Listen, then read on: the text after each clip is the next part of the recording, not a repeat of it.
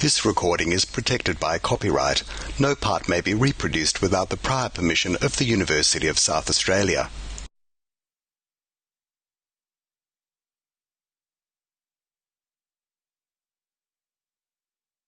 Good evening. My name is Jacinta Thompson. I'm the Executive Director of the Bob Hawke Prime Ministerial Centre. Before we begin tonight, I would like to acknowledge that we are on Kaurna land and pay our respects and tribute to the Kaurna people. And we recognise and respect their cultural heritage, beliefs and relationships that they have with the land. I would like to welcome you all here tonight on behalf of the Hawke Centre and the University of South Australia to hear from Geoffrey Robertson, AO QC, as we launch his very sharp and poignant memoir, Rather His Own Man, Reliable Memoirs. It's terrific to have Geoffrey back with us at the Hawke Centre. Thank you, Geoffrey, for coming in back and giving us another shot. We had Geoffrey present last year the Nelson Mandela Lecture. I'm sure many of you would have seen that wonderful event with Michael Kirby. And I would also like to thank Penguin Random House for making this event possible tonight. The Hawke Centre is committed to delivering a diverse and free array of program of events and exhibitions throughout the year, which reflect our fundamental themes of strengthening our democracy, valuing our diversity and building our future. The session tonight is being recorded and a video of the event will be on our Hawke Centre website in a couple of weeks. So, as we are recording, can I please ask that you switch your mobiles to silent, please? Books will be available for purchase from Matilda Bookshop, and who are actually tonight located in the foyer.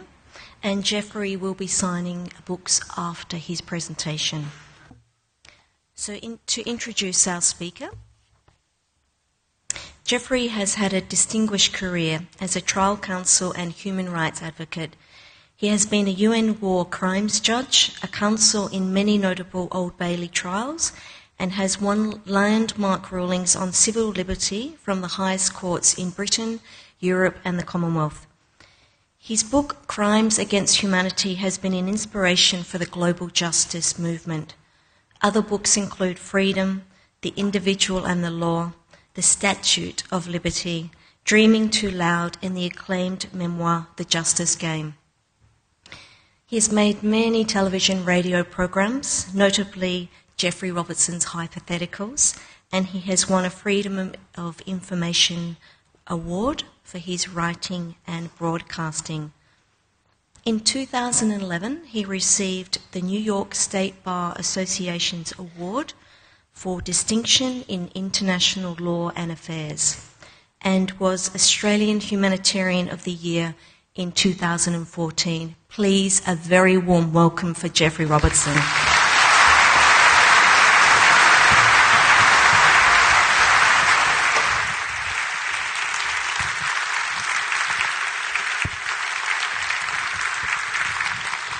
Hello, Adelaide, city of churches and poker machines. The last may not for very long grace your city. But I live in London now, but I was born and brought up in the 50s and 60s in Australia, one of Ming's kids. So I'm now what is called a dual citizen. According to the High Court ruling last year, I can't be elected to federal parliament, which comes as a great relief. What does it mean to be a dual citizen? It's quite useful. I can have my prostate felt in London's Harley Street and my teeth fixed in Sydney's Macquarie Street. If you've seen an Englishman smile, you'll know why. But in spite of all temptations to belong to other nations, I remain an Australian expatriate, not an expatriate. And I've just reached 70 years and 10. the Bible's reckoning of sentient life. So I'm in my anecdotage. And it's an opportunity. I've written this autobiography before dementia sets in, and it's an opportunity to tell how my country, Australia, has changed since I had to grow up in it. Amazing changes in my lifetime. I mean, 50 years ago, the Australian Prime Minister, Harold Holt, solemnly declared, Australia is all the way with LBJ. Today, 50 years later, the Prime Minister declares Australia will take a dump for Donald Trump.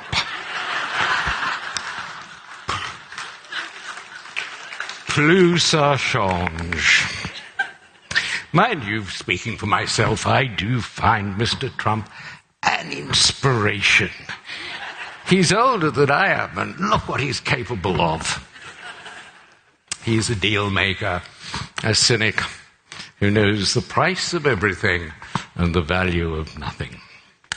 Now, because this is an autobiography, it has to say something, you always do in the first chapter, about your forebears. I didn't know anything about my forebears until I did that television program. Who do you think you are?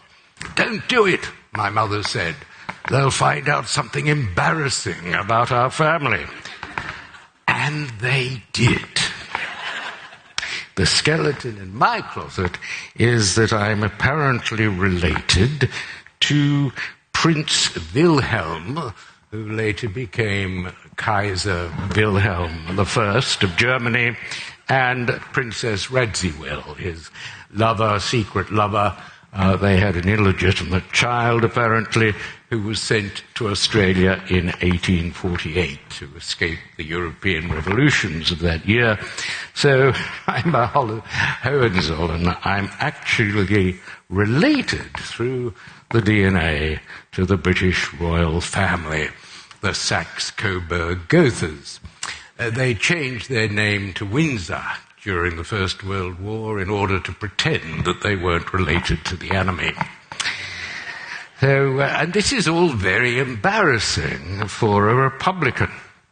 I've been a Republican since I was aged 8 in 1954, when the young Queen came to Australia, and every school kid in Sydney was crammed into the Sydney cricket ground.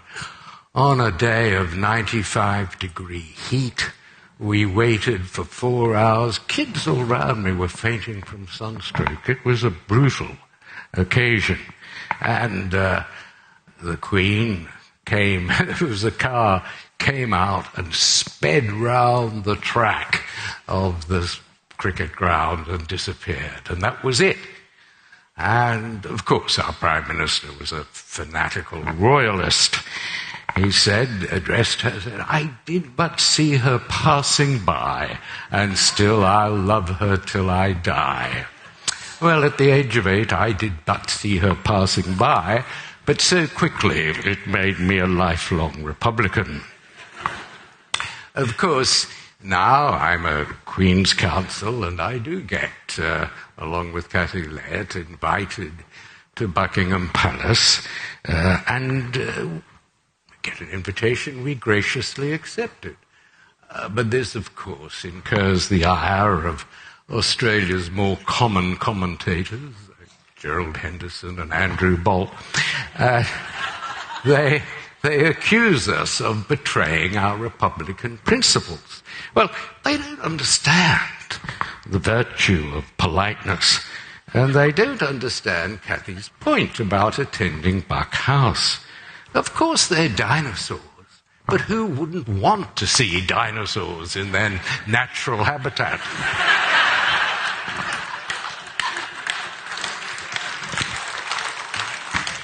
I was at Buck House a couple of weeks ago, actually. I'm very pleased to tell you that Australia's head of state is in fine form.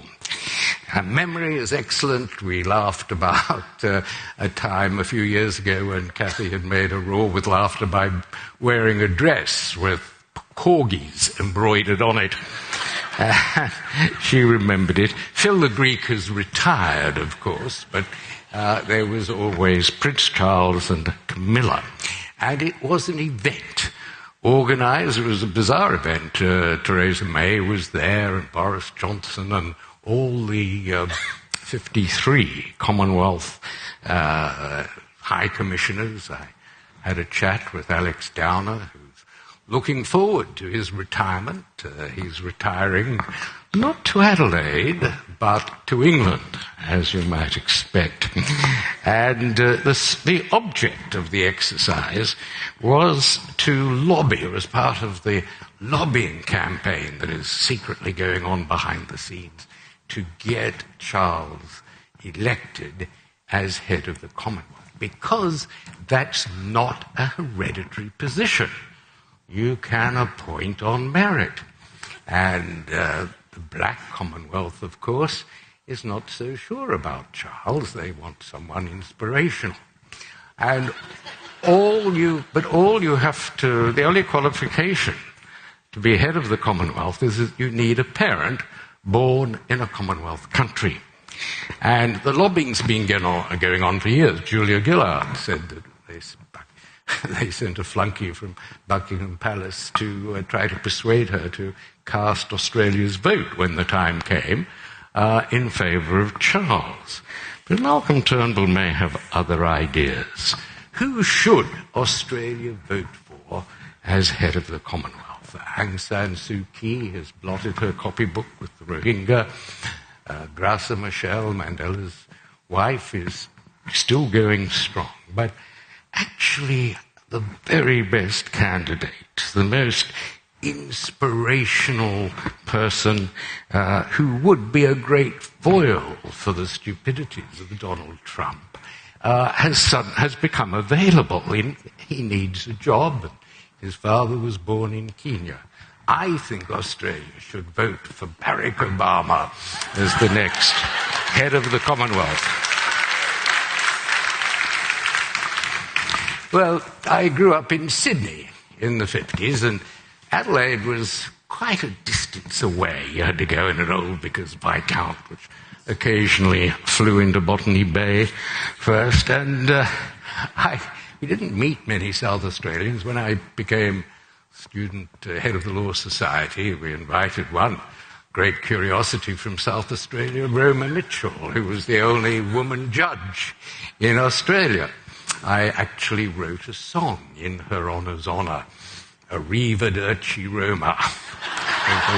Music, the lyrics that I wrote have fortunately been lost. But I was 19, actually. It was 64. 19 before I met a South Australian.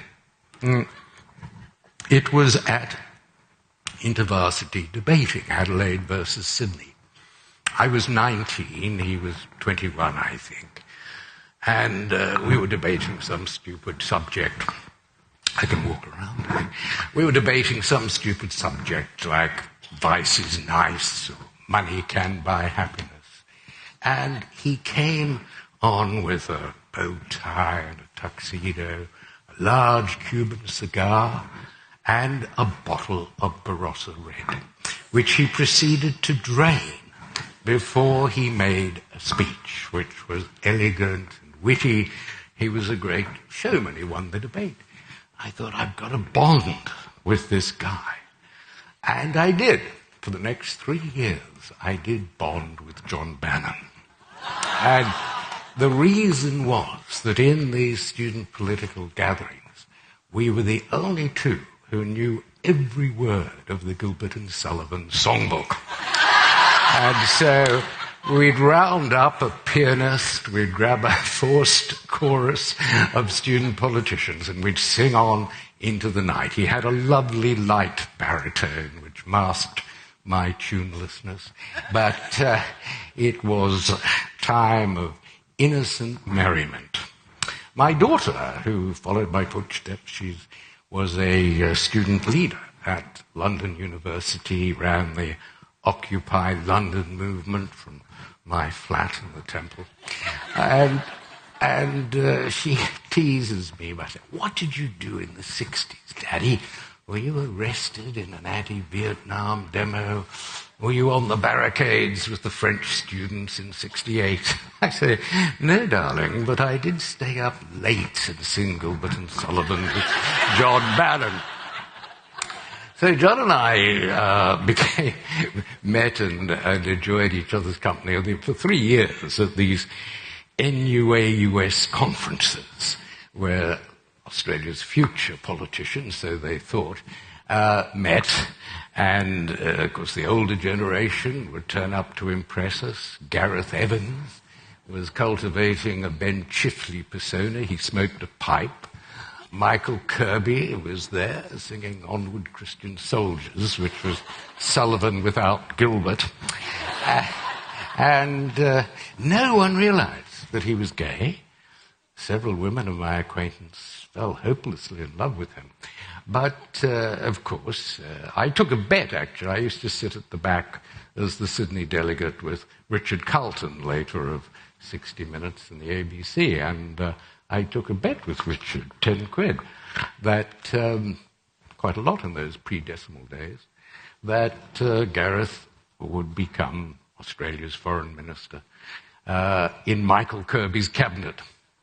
But, of course, you couldn't go into politics in that age if you were gay, and so Michael went into judicial politics instead, very successfully. Little Malcolm, of course, was still at high school. We called him Little Malcolm when he came up to Sydney Uni because the Sydney University Drama Society were doing the David Halliwell play, Little Malcolm and His Struggle Against the Eunuchs. And Malcolm Turnbull always seemed to be struggling against eunuchs, and he still is, by all accounts. Barnaby Joyce accepted. But anyway, let me tell you my sole footnote in South Australian history came in 1967. With the election of the full-time NUAUS president. This was a stepping stone out of the small toilet of student politics into the large cesspool of the Labour Party. And there were two candidates, John Bannon from Adelaide and Tom Roper from Sydney, my own delegation. And it was obvious that Tom would win because Sydney had 7 votes, being the bigger university, and Adelaide only had 3. And anyway, he was a delegate, one of my delegates, and no delegation in the history of NUAUS had ever voted against its own delegate. But Gilbert and Sullivan bonding goes very deep. I was captain's pick, so I called the delegation together. I said, "Look, Tom is a great comrade. He'll be, no doubt, a terrific state minister," which he became. I was good at hypotheticals in those days. But Bannon is exceptional. He'll obviously become Premier of South Australia, but he might be the first Prime Minister of our generation. So Sydney will vote Bannon. Sydney did, and the rest is history. Well, South Australian history at any event. But that is my footnote in South Australian history. Well, we have... what else came from South Australia in those days? There was... a great case that affected me very much as a lawyer throughout my life. And I first read about it when I was 14, but I read about it when I studied law in a book by Ken Inglis and in paintings by David Boyd. I actually, for my money, David Boyd's Trial series of paintings is the finest political art that's been produced in Australia, and I bought one. John Mortimer had one too.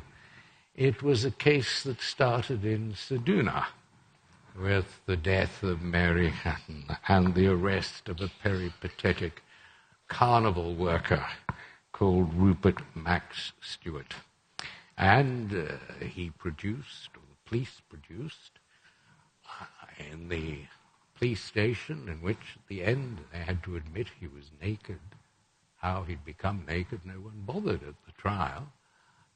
He produced a word-perfect confession. And the case was thrown out by the High Court. The Privy Council, Australia, at this time, and until 1986, incredibly, had its final court of appeal was the Privy Council in Downing Street, the English law lords. They didn't care in those days about death penalties, and Stewart was condemned to hang. And then along came an anthropologist who knew more about the Aranda people than anyone else, any other white person. His name was Ted Strelo. And he examined Stewart's confession, and he said, absolutely impossible for someone who couldn't read or write to actually formulate the language that had been used for the confession. And there was a very great newspaper editor named Rowan Rivett who took up the cause of Stewart's, to save Stewart from the death penalty. And there were great lawyers involved, not Roderick Chamberlain, who was the prosecutor, who said Stewart should hang. He's an animal, I'd hang him myself. That was the kind of hatred of this man in the Thomas Playford's establishment. But the young Rupert, 23-year-old proprietor of Rowan Rivett's paper, backed him. I must say, this is the one great thing in Rupert's history, that he backed Rowan Rivett, the advertiser, taking on the Adelaide establishment. In fact, the only entry I have in the Australian Dictionary of Quotations is Rupert Murdoch is a great Australian in the sense that Attila was a great Hun. But I do salute him for backing up to a point Rowan Rivett. They forced Playford to set up a royal commission. Who did he put on it but the trial judge who'd condemned Stewart to hang, and Mellis Napier, the Chief Justice who had upheld the conviction. That was ridiculous, the Adelaide establishment choosing judges who had already committed to Stewart's guilt. They had to bring in a QC from Sydney, Jack Shand, who did a very great thing, perhaps the greatest thing done in the annals of Australian advocacy. He was cross-examining a policeman about alleging that he'd beaten the confession out of Stewart, and Mellis Napier stopped him. And Shand threw his books down, bang, on the desk, and said, I can no longer lend, by my presence, any legitimacy to these proceedings. And he walked out.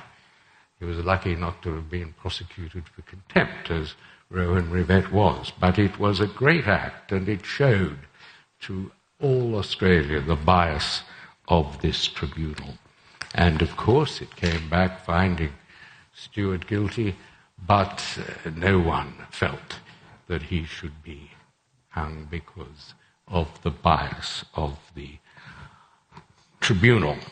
And so that was a case that did resonate, and it particularly showed the impossibility of dealing with tribal indigenous people through the English law. It showed, Stewart was there alone in the police station without an interpreter, without any kind of Aboriginal protection officer or probation worker. And by studying the Stewart case through Ken Inglis's book at Sydney University in the late 60s, we used it as a text to defend other Aboriginals and to set up an Aboriginal legal centre. So to that extent, that particular South Australian case was very significant. Of course, after they'd saved Stewart from hanging, Rivett went on to say the paper should campaign on the basis that he was innocent and for a new trial. But Rupert reckoned that wouldn't increase circulation of the Advertiser, and he sacked Rowan Rivett, one of the great heroes of Australian journalism. As for Rupert Max Stewart, he became head of the Central Land Council, and he welcomed Queen Elizabeth in 2000 when she came to visit. He was asked whether he was guilty, to which he replied, "Some people think I'm guilty, and some people think I'm not. Some people think Elvis is still alive, but most of us think he's dead and gone." Most people took that to mean no. Well, the Stewart case and the cases in Victoria of Tate, Henry Bolte tried to hang a mentally ill man, and Robert Ryan, the last person to be executed in Australia. At Sydney University, I remember organising a protest against the hanging of Robert Ryan. It was at the Victorian Tourist Office. Can you imagine in the 60s, Victoria had a tourist office in Sydney? For Victorians in the 60s, their world was small. But those cases that I read about at university stood and inspired me when I became the main death row lawyer in the Privy Council from 1975 to 1995. Being a death row lawyer is difficult because you can't abolish the death penalty. The Privy Council was the final court of appeal for countries in the Caribbean, Mauritius and Hong Kong and Singapore for a while, and they all had the death penalty preserved in their constitution. And lawyers can't erase the law. We have to obey it and find ways round it. So you can't argue.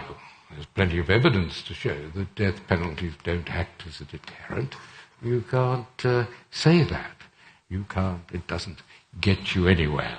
Of course, I used to read piles of dog-eared transcripts and occasionally would find a mistake that the Privy Council would be able to leap on in a particular case. But the death sentences for murder were automatic throughout the Caribbean, and no one could work out how to strike them down, how to stop them. And, it went on for years. They appealed, no one bothered about it. Suddenly there was a panic, and dozens of people were strung up at once. It was an extraordinary situation. There were long delays. People stayed on death row for many years. And, of course, as with the case in Indonesia, Chan and Sukaraman, after 10 years, the state is hanging a very different man than the person who committed the crime. So it all changed when I spent a long time in death rows in the Caribbean, and they had adopted all the ritual and impedimenta of the old English death penalty. The weighing and greasing of the trap, the execution always at dawn, the man twisting in the wind for an hour while the official party sits round and has breakfast. All this obscene ritual, including the refusal to hand over the body to the family. Why that? Well, the British Home Office had said there is a giraffe effect. Hanging elongates the neck, so they have to be buried in the prison. They buried them in Jamaica in the prison garden, and they were very pleased to win prizes for their vegetables. Seriously, these were the death rows that I used to visit. And what happened was that there was a man called Michael X. He was a Black Power leader in Britain in the 60s. He's there on the cover of Sgt. Pepper. He was a friend of John Lennon's. And I went out to see what could be done for him. He was on death row. He'd been convicted of a murder. And so I would go back and forth to death row in Trinidad, the Royal Jail. And it was the most dreadful place. There were about 30 men, each in a monkey cage. Really, there was no other description of it. 8 foot by 6 foot, with a bucket and a mattress. And the cacophony, always screaming. A number of them were actually mentally ill. They'd had to go through the whole death row phenomenon of hearing the warrant read, hearing the greasing of the trap, losing companions as they were gradually hung. And I said to Michael, after a few days with him, I said, look, this place is a place really of mental torture. Why don't we try to argue that although the Constitution allows capital punishment, it bans torture? It has a human rights element, it bans torture. Why don't we argue that those who've spent a little time on death row have been tortured and their sentences have to be commuted?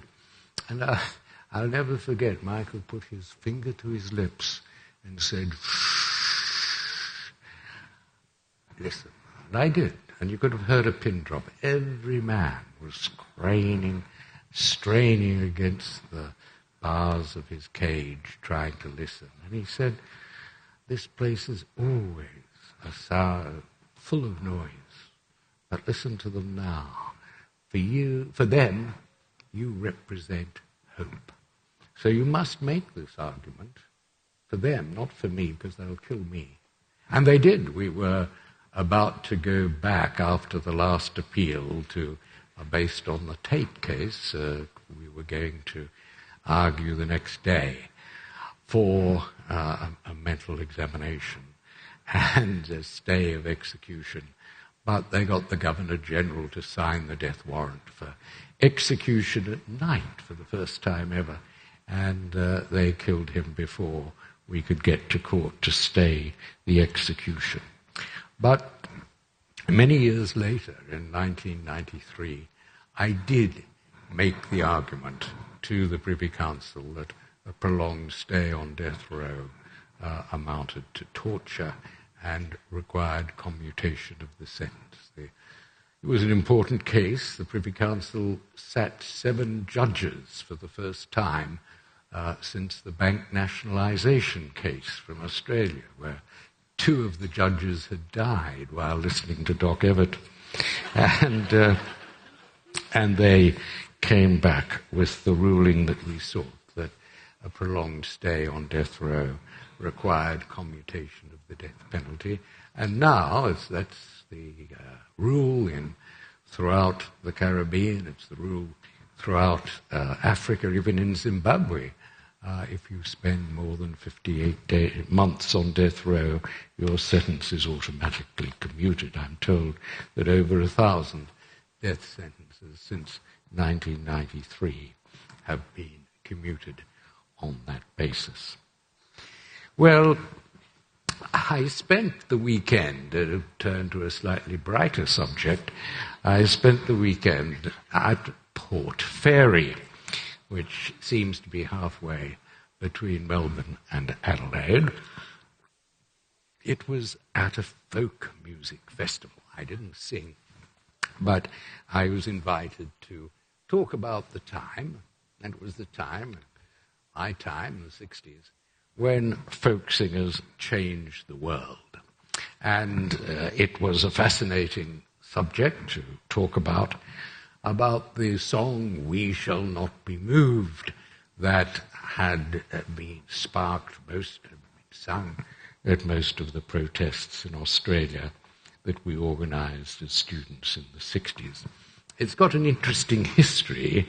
It used to be an old European hymn in the 18th century, and then the Baptist Church got hold of it, and it was called We Will Overcome.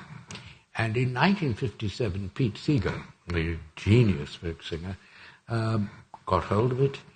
He added some verses. We will not be moved. We are not afraid. We'll walk hand in hand. And crucially, he changed the language. He said, we will overcome. You've got to purse your lips to sing it. It's not, we shall overcome. Enables the mouth to open, the protester to sing out. And in September 1957, he met Martin Luther King, and he played him this song. And King was going off on a long drive to another meeting, about as far as Port Fairy is from Adelaide, and he couldn't get it out of his head. And by the time he got to the meeting, he said, right, We Shall Overcome will be our anthem. And it was. It became the great anthem. It wasn't revolutionary, We Shall Overcome someday. But it was sung. It was when my students in 1967 sat down in front of LBJ's motorcade when he came to Sydney. They sang that song as Robin Askin, the corrupt Premier of New South Wales, started to scream, "Run the bastards over!" And the last time I heard this great song was in 1987 in Prague. It was, I was going back and forth with Václav Havel and supporting Charter 77, of which he was the head. He was a great playwright, philosopher, leader of what turned out to be the Velvet Revolution. But at the time the Stalinists were in power, he was being picked up and taken off to prison. And it was the case that we were working on together was the case of the Jazz Society. The Stalinists had arrested the leader of the Jazz Society. And I said to Havel, why is it that fascists hate jazz? Hitler had stopped, arrested jazz players. The Stalinists were doing the same. And Havel said, because it's music you can talk under. That was why jazz was stopped. And I actually don't like jazz. You keep thinking it will turn into a tune. And it doesn't. But we were there defending the jazz, trying to publicize the trial of the Jazz Society president internationally to get international force, because this was the time of telephone justice in the communist countries. The judges were regarded as simply party workers, and they were phoned up the night before and told what sentence to give, depending on what was politically acceptable. They were called kangaroo courts by everyone except me. As an Australian, I can never bring myself to use the phrase kangaroo court. I don't know what our beloved marsupial has ever done to be a symbol for injustice. But on this occasion, this telephone justice, we kicked up enough international fuss that Carol Cerf, the head of the Jazz Society, got only 2 years instead of the 9 years that we were expecting. And Havel and I walked out onto the steps of the court in Charles Square in Prague, and there below us were a few hundred people, and they broke out into this ragged chorus of "We Shall Overcome." I said, this is very heartening. And Havel said, yes, and on these occasions you can always tell who are the secret police. They're the ones who know all the words. But "We Shall Overcome" was, I think, Australia didn't have the Civil Rights Act problems. We didn't have civil rights workers killed or indigenous people lynched as was happening in the Deep South. We did freedom rides to northern New South Wales to try to segregate, and we came up against a lot of racist attitudes. But it was not, there was no real flashpoint until 1970.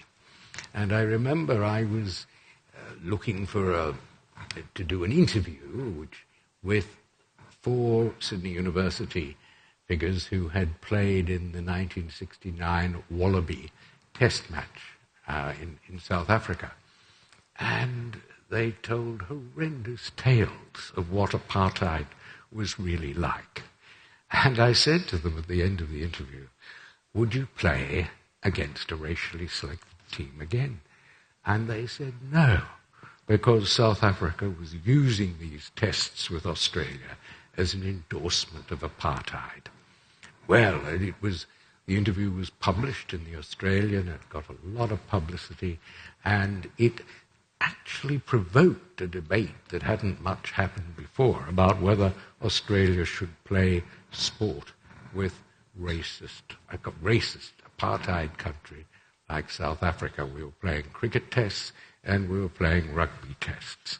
Of course, there was a 1970 Wallaby tour. The boys who'd given me the interview were blackballed and they were hated by officials in the rugby union. And the McMahon government was lily-livered. Jilky, Peterson, Askin and Bolte were all insistent that the tour should go ahead. But the new leader of the Labour Party was Gough Whitlam, and he denounced it.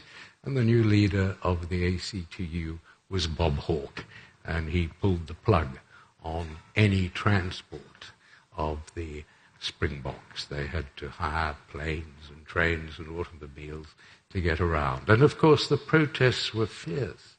And Peter Hain came out, Meredith Bergman was beaten up badly, and they sang, "We shall overcome someday," as the police barreled into them as Springbok supporters beat them up. In fact, my dear friend Julian Burnside says in one of his books that he was a conservative until he witnessed the police brutality at one of the anti-Springbok demonstrators as they sang "We Shall Overcome."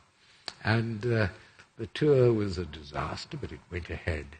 And finally Meredith Bergman, in extraordinary letters between her and the greatest Australian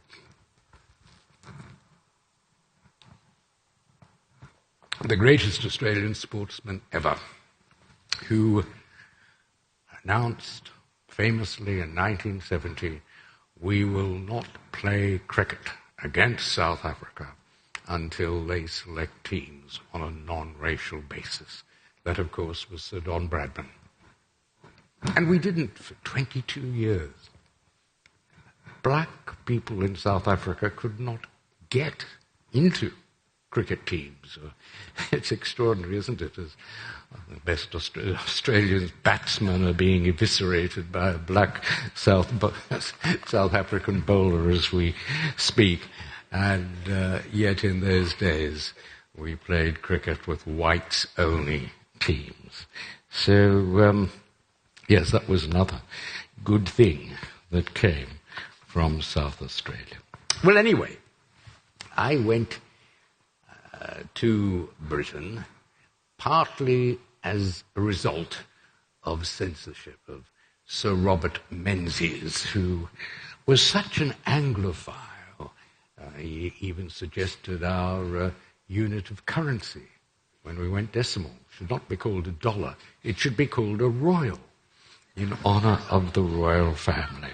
And he would follow anything in England, except when in 1960, the Penguin edition of Lady Chatterley's Lover was acquitted by an English jury, Australian cabinet just assumed that Bob Menzies would follow British lead. And we lived next door in Sydney to a guy called Fred Osborne, who was, I think, Minister of the Navy, Minister for Air. He was in Menzies' cabinet anyway. And he told me this extraordinary moment in Australian history where Menzies stormed into the cabinet room with a copy of Lady Chatterley's Lover. He was waving. He said, "I am not going to allow my wife to read this book." At least he didn't care about servants. But so the Dame Patty Menzies protection test determined what could go into Australia. And in order, because Menzies had so much weight, he bestrode Australian politics like a colossus. They even banned the trial of Lady Chatterley, the Penguin book with the transcript of the trial.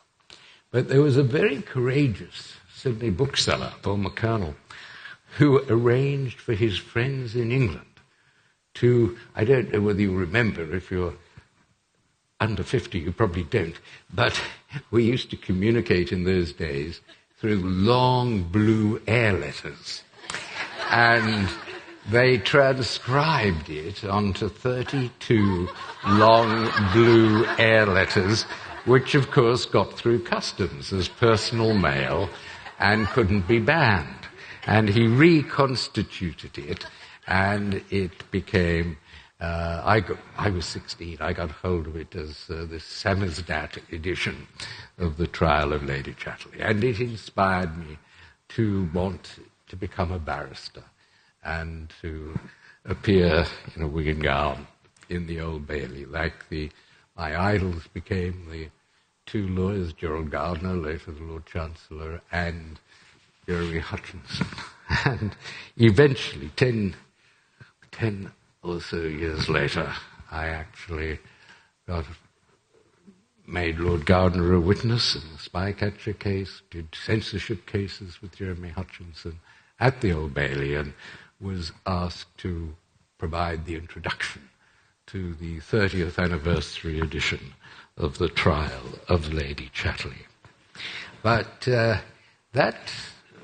I really wanted to go to Harvard. And as it happened, when I finished my law degree, there was a new scholarship that would take me directly to Harvard. And I thought, this is perfect. It was perfect for student politicians. The Rhodes Scholarship was more difficult. They tended to be more conservative. You had to be good at rugby. And but this scholarship was perfect. But it was called the Robert Gordon Menzies Scholarship. And I thought, can I go through life as a Menzies scholar? This man had killed, he'd sent to Vietnam a number of my schoolmates who were blown up, and I was really thought, in 50 years' time, Robert Menzies will be a laughing stock in Australia. I can't possibly become So I went for the Rhodes Scholarship instead. And of course, as soon as I got to Oxford as a Rhodes Scholar, we discovered the great scandal that almost for 70 years there had never been a black Rhodes Scholar. It was scandalous that they were so racist, the selectors in South Africa, that although they had 9 scholarships a year, they had never chosen a black student. And we were furious. And we actually, I had a great friend, still do, Julian Disney, the South Australian Rhodes Scholar, and we joined with the American Rhodes Scholars to give our scholarships back. We actually threatened to give up our scholarships unless we were promised that they would select some black Rhodes Scholars. I even made a discreet inquiry as to whether I could still apply for the Robert Gordon Menzies Scholarship. But there it was. And we did, Julian and I were spokesman for the Australian Rhodes Scholars, and we said that there should be an Indigenous Rhodes Scholar. That was 1970, and it took 40 years before Australian selectors selected an Indigenous scholar, Rebecca Richards, from South Australia in 2010. So the Rhodes Revolt took a long time to take effect. Change was slow. So the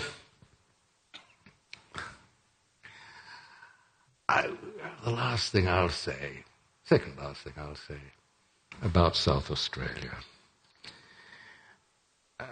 When growing up in the 50s, South Australians seemed to think of themselves as culturally superior because they weren't settled by convicts,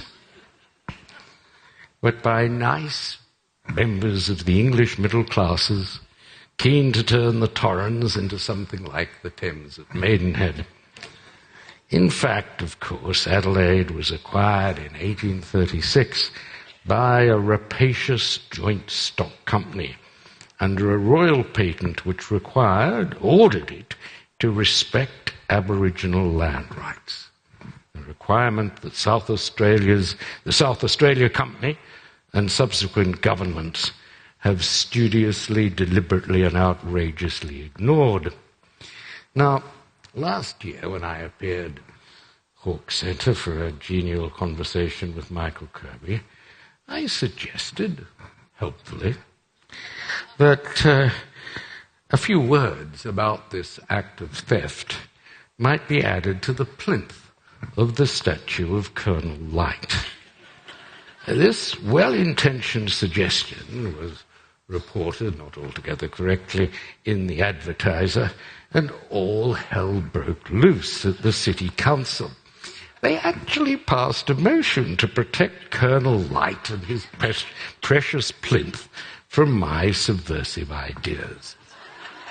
Well, let's have a little historical truth.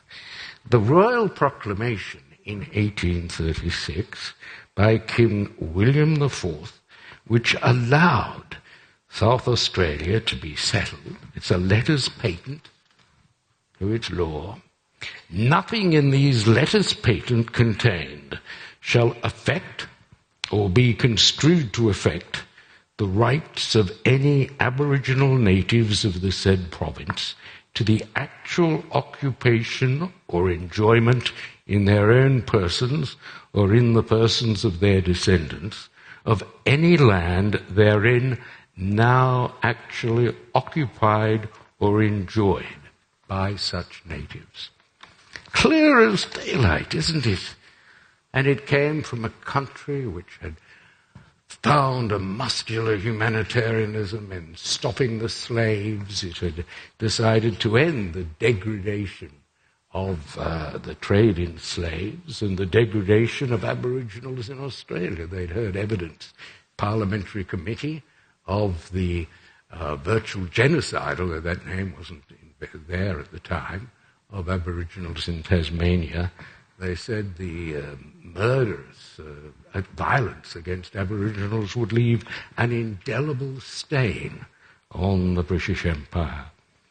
Now, that order, that letters patent, was ignored by the greedy settlers and investors who extirpated from what Light decided would be Adelaide the tribes who were in occupation and enjoyment.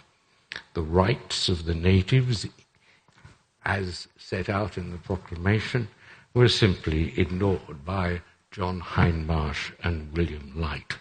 Under pressure from greedy investors, the land was stolen without compensation. It was put up for sale in 1836 for 12 shillings an acre. By 1839, it sold for £12,000 an acre.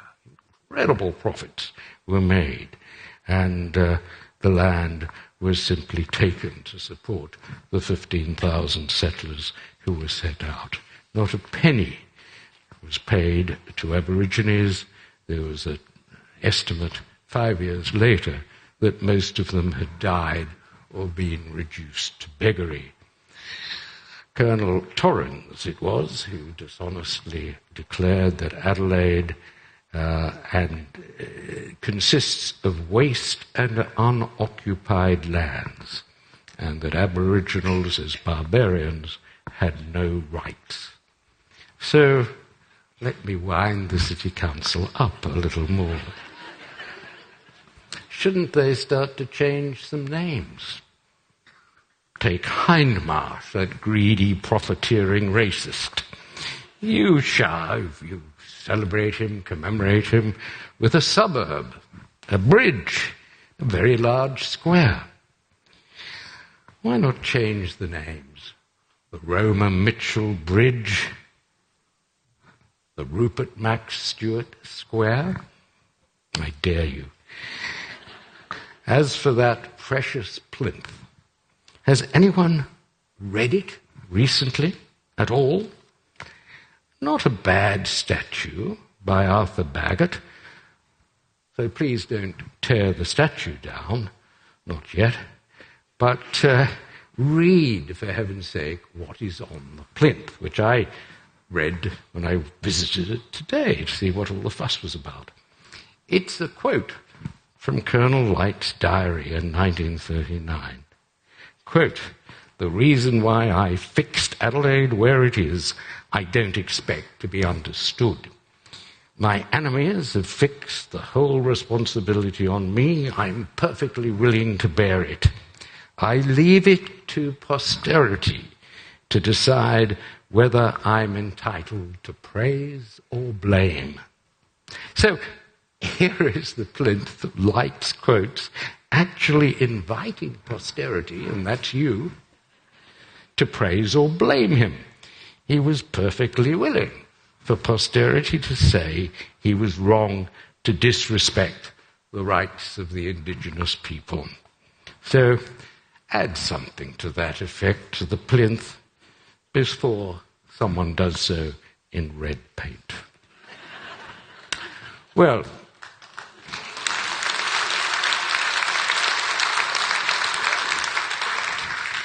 I got to the Old Bailey, and I was fortunate, helped by John Mortimer, who became my forensic father and taught me much of what I know about cross-examination. Don't examine crossly, was his advice, and I watched him turn witnesses by that fraction which made the difference between a conviction for murder and life imprisonment and an acquittal.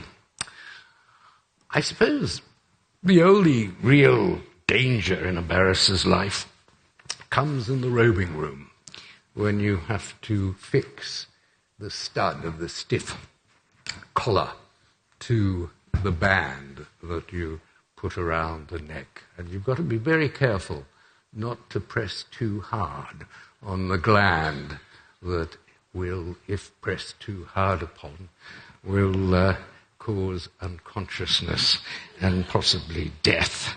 It's just above the carotid artery, which cuts off the supply of oxygen.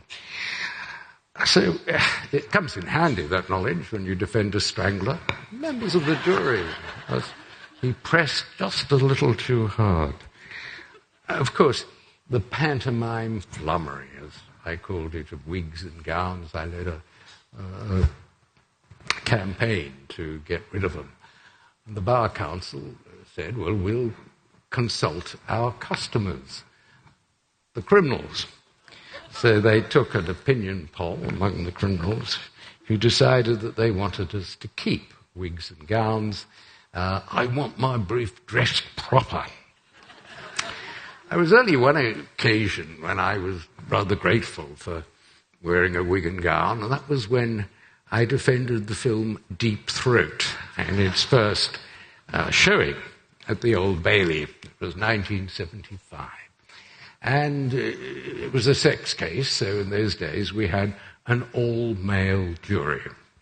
And the prosecution opened the case very fairly. Members of the jury, you're about to see a film. It will be for you to say whether it's an indecent import or not. So the lights went out, and Ms. Lovelace came on the screen. And 90 minutes later, the lights went up. The judge sort of made his exit in a crouching position. and the jury stayed stock still in the jury box. And the old lady usher came up, said, come on, it's lunchtime. But still they didn't move. I said, come on, I've got to get me lunch. Not a man of those 12 good men and true, red-faced and sweaty, moved. We barristers, our gowns loosely around us, figured out there was some advantage after all in wearing wigs and gowns. And the jury, would you believe, it was split down the middle. It was what we call a well-hung jury.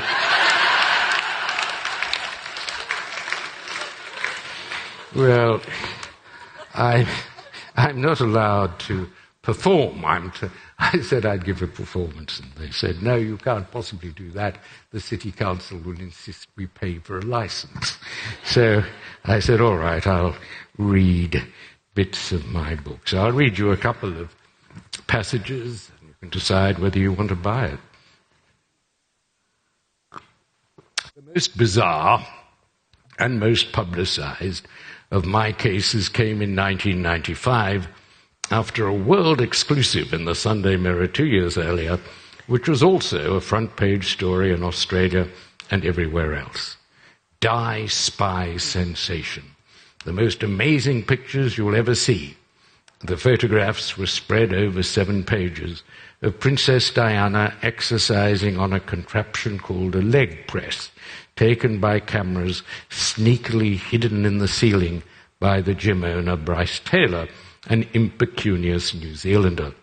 The princess, out to prove herself after her separation from Prince Charles, was advised, badly as it turned out, to go down in British history by issuing a novel action which would create a hitherto unrecognised civil wrong, invasion of privacy. The High Court judge who first heard her claim thought that such a dramatic change in the law should at least be contested. He extended legal aid to Bryce and asked me to represent him, which would mean cross-examining the people's princess. I need to explore, under cross-examination, Diana's two-faced attitude to privacy. She told the tawdry secrets of her marriage to journalist Andrew Morton for a book, Diana, Her True Story, which blackened Charles' name. A mock-up courtroom was constructed at Kensington Palace so she could prepare for my cross-examination, and 940 journalists applied for the 75 press seats in Court 36 of the Royal Courts of Justice. The courtroom artists, who produced what were meant to be accurate portraits of court proceedings, but who were banned from sketching in court, had already painted our encounter. I was depicted, all jowls and splutter, pitted against the Queen of Hearts, radiant in the witness box. Well, I prepared for this case by doing something I'd avoided throughout my life, joining a gym. I even learnt to cardio funk, a type of exercise Diana had been doing at the gym, which, quote, combines funky dance steps with aerobic moves set to hip-hop music. I avoided her choreographed colonics, but learnt the art of toning my buttock muscles on instruments of torture called the life cycle, the rotary torso, the lateral pull-down machine, and the Concept 2 rowing ergometer. The tabloids rejoiced, salivated, in fact, over the upcoming courtroom clash. The Times described me as anti-establishment, Republican, and Australian, presumably in ascending order of horror. Journalists doorstepped my parents at our Sydney home. What advice would they give the princess? I would settle out of court, said my father. And she did, on the evening before the trial of the century. There was a deal, the lawyers withdrew the claim, after depositing $1 million in Bryce's Swiss bank account. This was all swathed in secrecy, of course, so the princess could claim to have won. Although it was an odd sort of victory, the loser was rewarded with a sum greater than the winner had claimed in damages. I cancelled my gym membership, forgot about cardio funk, and moved on, somewhat deflated, as always when a big case settles at the door of the court. It's a condition my wife called coitus interruptus.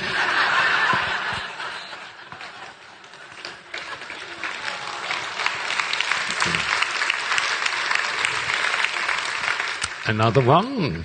In the year 2000, the Human Rights Act came into force in the United Kingdom, and to national astonishment, its first beneficiary was the American boxer Mike Tyson. He was the youngest heavyweight champion of the world ever at the age of 20 and a convicted rapist a few years later. In 1995, aged 34, having served 3 of his 6-year sentence, he was released 5 years later out to regain his heavyweight title from Lennox Lewis.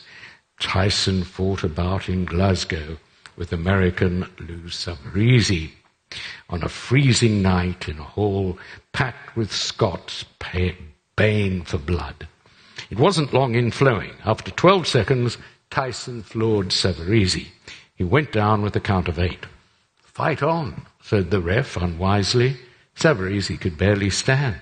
Tyson landed a left hook that shook him, and then, quote, "as every good boxer would be trained to do in these circumstances," I found myself later telling the court, went in for the knockout.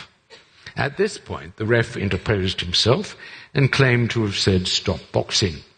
But then, as the result of what I later described as inadvertent contact with Tyson's upper arm, the ref himself went down, and Tyson kept hitting his opponent onto the ropes. After just 38 seconds, the fight ended, and the shaken referee declared Tyson the winner. As microphones were pushed in his face, the victor made some comments which were alleged to be detrimental to boxing and the public interest. Tyson was hauled before the British Boxing Board of Control, and the media had no doubt the board's intentions had been leaked, that his license to fight would be cancelled. Well, the case required a delicate examination of the role of hype, which had come to infect this particular sport, an expectation that boxers would sledge their future opponents to whet the bloodthirsty appetites of a potential audience, and thus swell the gate, their profit from the event. It had, in a way, started with Cassius Clay, otherwise known as Muhammad Ali, but his promises were poetic. "I'm going to float like a butterfly, sting like a bee." After the match, Tyson's declaration to Lennox Lewis was, "I'm coming for you, Lennox Lewis. God, I am mad. I'm going to rip your heart out and eat your children." My first defense was that, quote, "since Lennox Lewis has no children and boxing gloves do not rip through flesh, this comment is ludicrous and fantasized. Not even the law's measure of naivety, the moron in a hurry, would take it seriously or imagine for a moment it was intended as a threat." This argument didn't seem to convince the board, so I rolled out the new Human Rights Act, which had to be applied to all public bodies. It gave particular importance to freedom of speech, which could be curbed only in the interests of public safety or preventing crime, not in the interests of boxing. To take away Tyson's livelihood, punishing him for exercising his free speech right to make tasteless but ridiculous remarks, would not only be unlawful, but would open the board to a suit for damages. Besides which, Tyson's remarks were, I said, an ironic response to racist stereotyping. "You treat me as if I were a jungle savage, so I'll play along with your stereotype." Here, I may have misattributed a degree of sophistication to my client. The truth is that he was so pumped up with adrenaline that in the few minutes after being declared victor, he could have said anything. That's why there's a rule: radio and television interviews with boxers are not permitted in the ring following a contest, a rule that the steward on the night had blatantly breached by allowing the interview. The case went on into the evening, and the board came back with merely a reprimand. I couldn't tell which argument had convinced them not to cancel Tyson's boxing license, although the press reports of their decision were headlined, "Tyson lands human rights uppercut to boxing board." Thereafter, the act would benefit many more worthy clients, but the case did make the point that human rights are for everyone, the good, the bad, and the ugly. Well,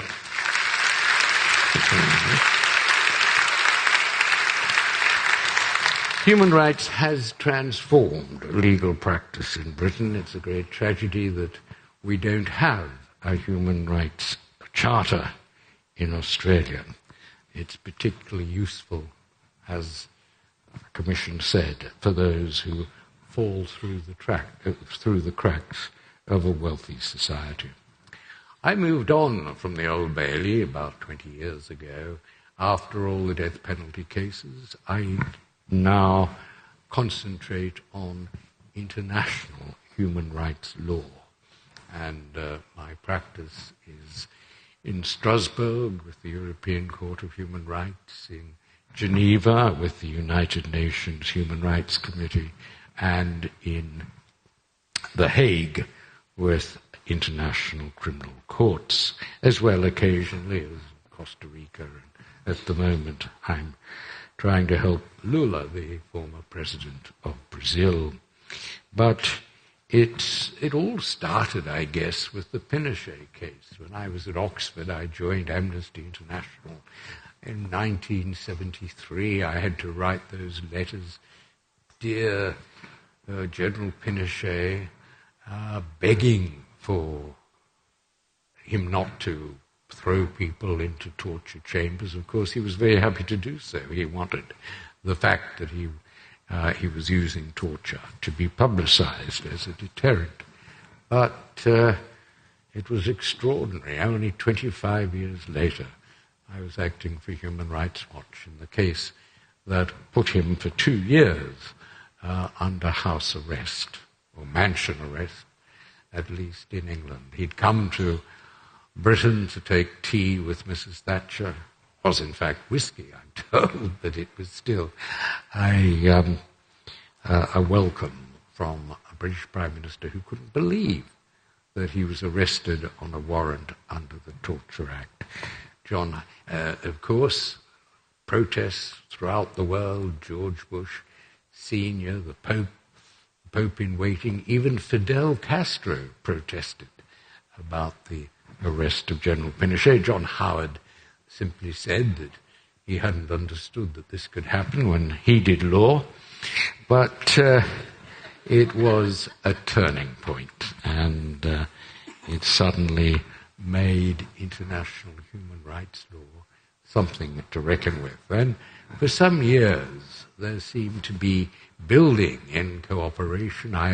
We had Milosevic on trial. We had Mladic and Karadzic, the authors of the terrible killing of Srebrenica, the genocide at Srebrenica. They were convicted long periods. I ran the court in UN court in Sierra Leone, a war crimes court, which had Charles Taylor arrested, and he's now in jail in England. But I don't think there has been a time since the turn of the century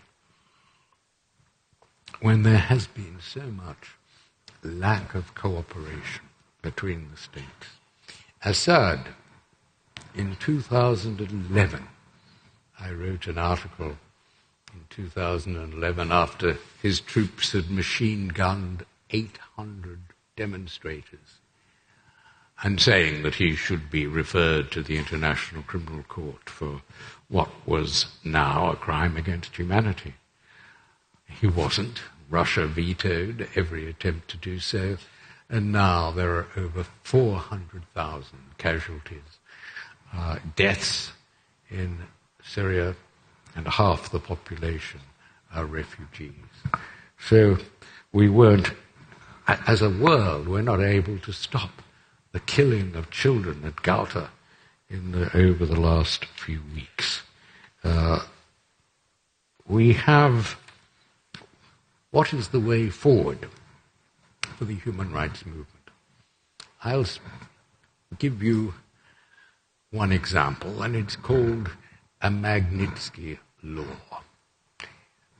You may not have heard the phrase before, but it's in every British newspaper this morning, because it is the proper way to retaliate against what was obviously a terrorist killing by the Russian state, after a killing some years ago when a man called Litvinenko was poisoned by polonium, and that poisoning, traces of the poison were left all round Mayfair, and there is no reasonable doubt that the Russian state was behind that. Now, Sergei Magnitsky was a tax lawyer in Moscow, and he discovered that a group of senior tax officials and policemen had taken 250 million, stolen 250 million from one of his client companies, a company that was owned by an American named Bill Browder, who became my client.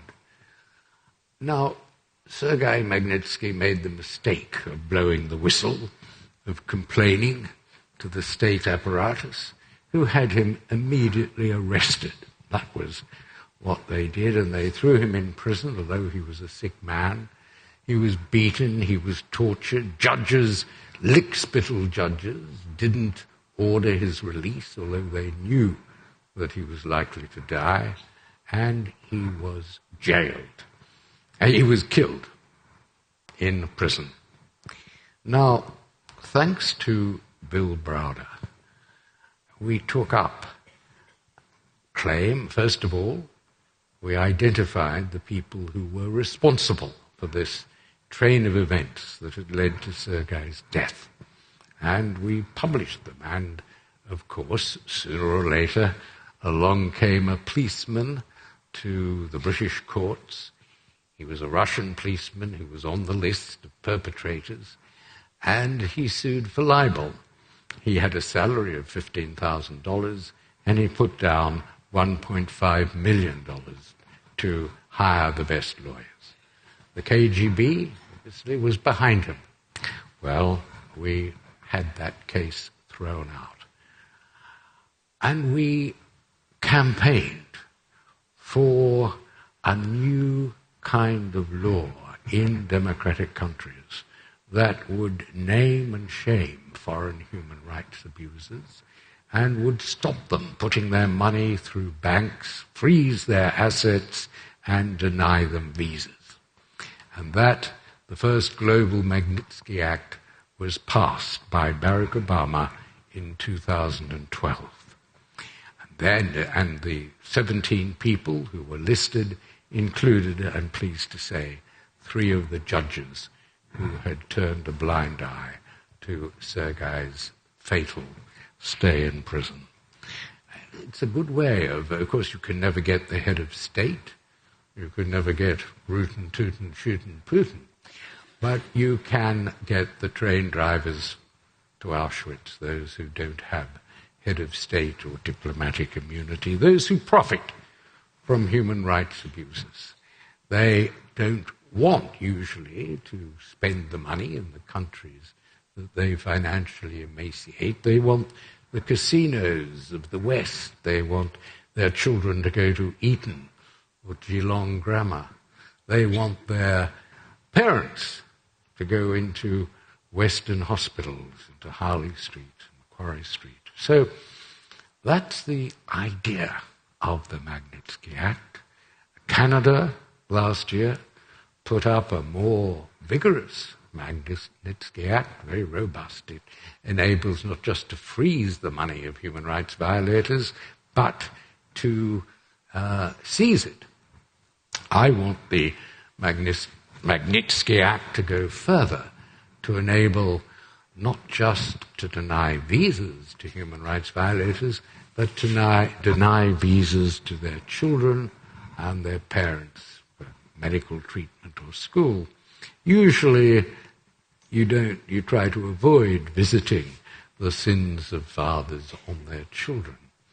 But in this particular case, I'll never forget the worst, the nastiest human rights abuser that I've investigated. He was an Israeli general who secretly sold arms to the Medellin cartel and Pablo Escobar, and he begged me not to name him.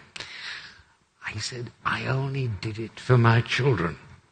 I only did it for my family. So I think it's fair enough that family and relatives should be included in the list. It's all we can do. We can't invade Russia, but we can ensure that those Russians who are close colleagues of the man who has approved state killings in violation of the UN Charter and human rights should be named, shamed, blamed, and have their visas cancelled. So I think we are at a stage where it's time for Australia to join. England this week is passing a Magnitsky Act as a way of punishing as best it can the obvious Russian state attack by nerve agent on Skripal and his daughter. I think that Australia has a duty to join with Britain, with Canada, with increasing number of European countries to ensure that human rights abusers should be punished, that they should not.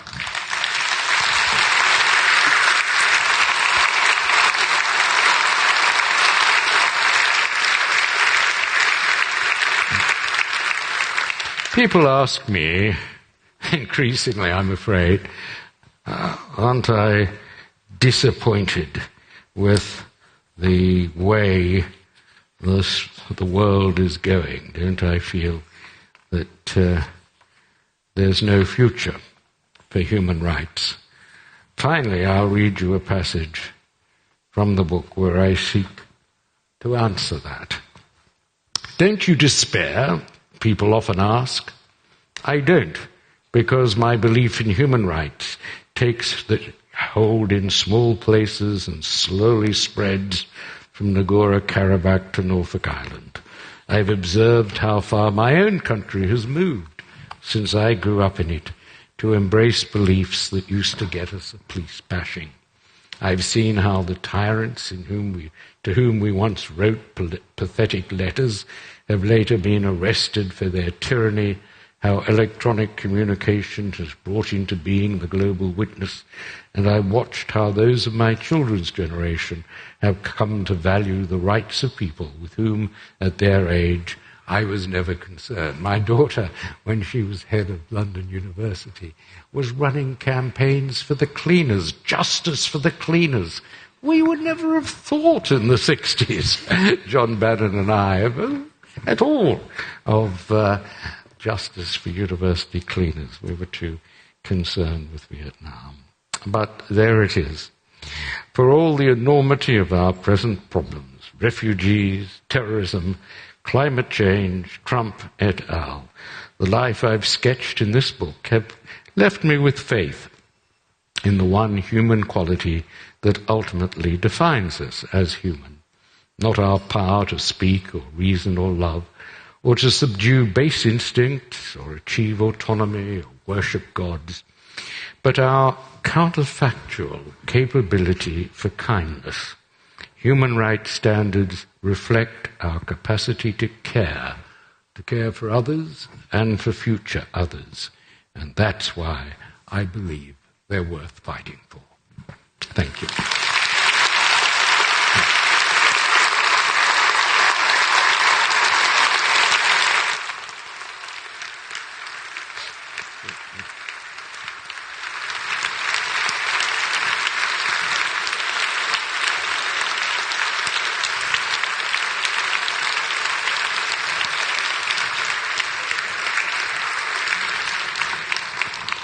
Well, I'm sorry we don't have time for questions, but I'll tell you what, buy a book and I'll answer your questions. I do. It's a book, it's an autobiography, so obviously there's the usual stuff of friends and relations and what you like for breakfast. But I do make one mention, I'll read to you, about South Australia. It happened last year, a year ago. I had the expatriate's nightmare, being called to the early hours of the morning to say a parent was dying, and so I rushed back to see my mother an hour before she did, and then went back to London, caught pneumonia in the cold, and had to rush back when my father died a few weeks later. So I spent 2 weeks twiddling my thumbs in the old family house alone, and languidly I watched the ABC program Q&A, on which I occasionally appear, and with nothing better to do, spoke aloud the answers I would have given had I been on the panel. Yasmin Abdel-Magaid declared that Sharia law was feminist.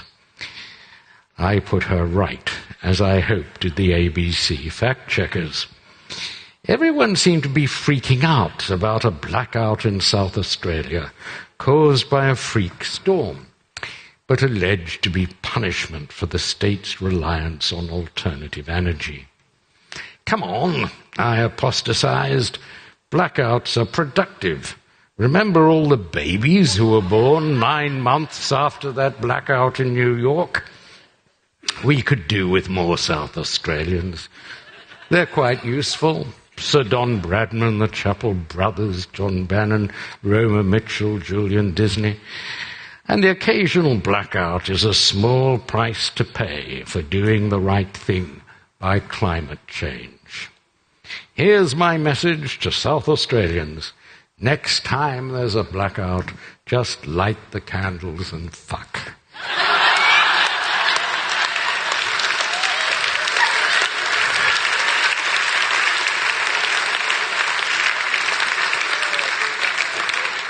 That would have shocked the audience, but enlivened a dull program.